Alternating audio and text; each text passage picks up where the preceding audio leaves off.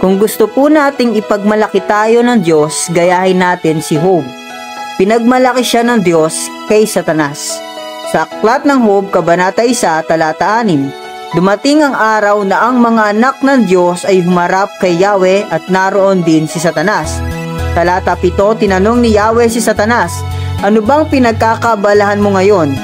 "Nagpapabalik-balik ako sa lahat ng sulok ng daigdig," sagot ni Satanas. "Napansin mo ba ang lingkod kong si Job?" tanong ni Yahweh.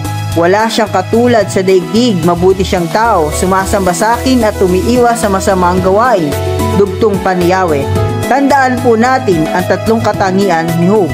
Una, mabuting tao, lagi siyang gumagawa ng mabuti sa kapwa. Pangalawa, sumasamba sa Diyos. Lagi siyang nagbibigay ng oras at panahon sa pagsamba sa buhay at tunay na Diyos. Pangatlo, umiiwas sa masamang gawain. Marunong siyang makisama pero hindi siya nakikisama.